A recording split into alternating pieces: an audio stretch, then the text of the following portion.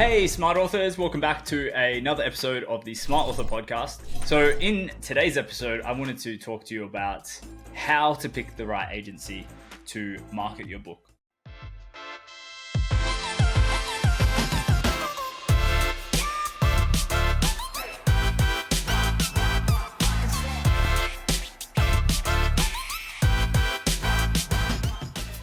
In last week's episode, we spoke about when it's the right time to hire an agency. And today we'll go over how you can find and pick the right one for you. All right. So in this game of advertising, I truly believe that there is a lot of very, very smart people. There's a lot of very smart agencies. And what you'll find is that there's really two different camps. You have agency group A. They are generalists. They can kind of do a bit of everything. If you need them to do lead gen, they can. If you need them to do some sales campaigns, they can. If you need them to do engagement and things like video view campaigns and stuff like that, they can do that because that's really simple. And then you have the camp B, which essentially is the agency group that specializes in certain types of either campaigns, certain types of niches, or certain types of clientele. Okay. And so an example is certain types of campaigns. Hey, we only do lead gen. That's it. Just lead gen. And maybe we specialize doing video lead generation ads. So for the niches, we only specialize in roofing or construction. And so we help roofing companies or we help construction companies generate leads for their business. And that's very, very specialized. Very easy for those types of agencies to run campaigns. And then I think you have people like myself, which we do technically different niches, but we only work with one type of clientele. Okay, so although the clientele has their own niche, our niche is a specific type of clientele. So it's less about the niche of the client and more about the niche of the agency. Okay. So, and I guess you could say that the second agency example was similar, but their client's niche is the same generally as well. So it's a little bit more complicated when you get to my camp because I work with a range of different business owners who have books. And so we work with people in the property space, finance space. We work with people who are experts, knowledge, who even do some B2C products. Like recently I did a toilet training book. And so we've worked with a range of these different types of books, which individually have their own niche for my American friends. And so with that said, what I'm getting at here is that the group B is a specialist agency. They know what they're working on and they know how to get results for that type of client. Okay. And so from my perspective, I would much rather you stay away from the generalist agencies, people who will take on whatever work that comes their way and they'll try and figure out how to get results. In my opinion, I've worked with several of these in the past 6-7 years. And I've also seen a lot of my clients work with these types of agencies. And the results that they can expect are usually quite dismal, unfortunately.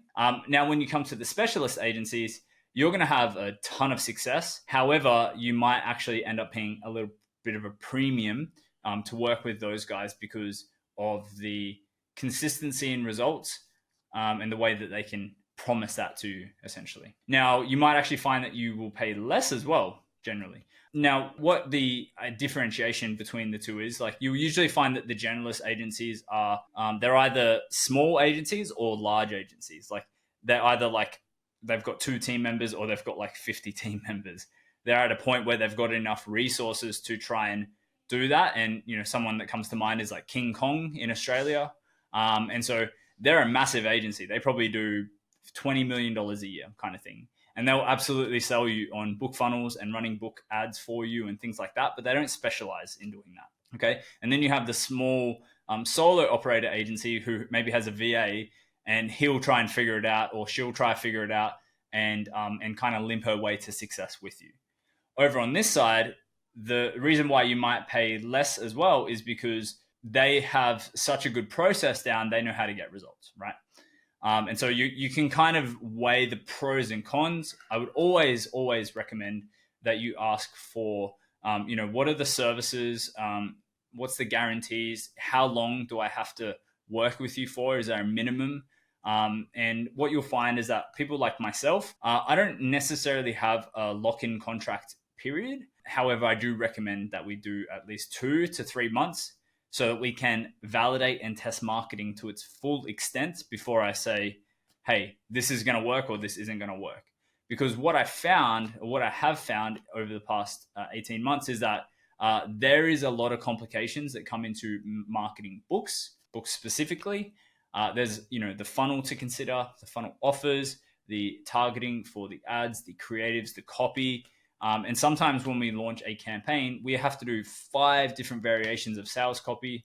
We have to do 5 different variations of landing pages and so on until we get to a point where we have a successful campaign. And to be honest, the issue you're going to run into is when you hit generalist agencies for this, they aren't going to know the moves to make to get things working because they haven't had the experience doing this for dozens of other clientele just like you.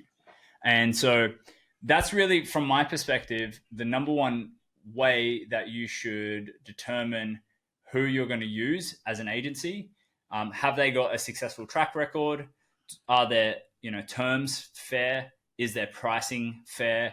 And ultimately, can they get you results? If you go with an agency that is not integral, what you might find is that they'll overpromise or give you expectations that are far beyond what is potentially achievable, and they won't be realistic with you. Okay. And so, if anyone comes to me and chats with me and I don't think I can have success marketing your book, I will tell you that I don't think I can have success marketing your book and I won't take you on as a client. Okay. And that's the difference really. There's a lot of agency owners who aren't that integral like I am. And so I really want you to watch out for the red flags, lock-in contracts, lack of results to show, and over promising on campaigns. Okay. When you're marketing your book, you're not going to make a lot of profit selling your book. Okay. The profit is going to be in the back end. And if anyone sells you anything differently, I would be very, very cautious. And I would make sure that there's a guarantee or a refund policy in place if the results don't go as expected.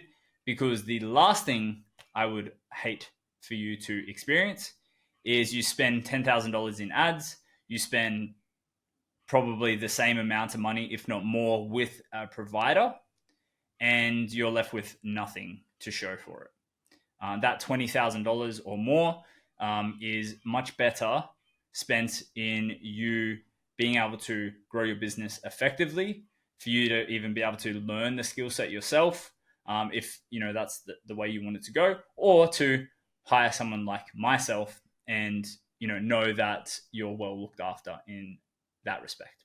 Okay.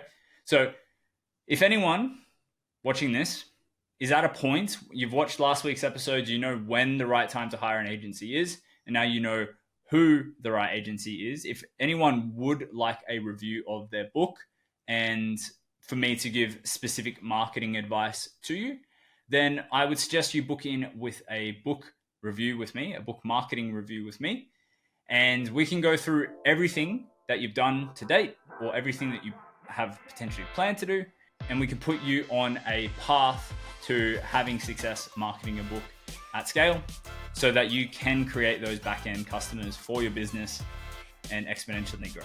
All right. I look forward to chatting to you. If you do book in the call, the link will be in the description below. All right. I'll see you next time.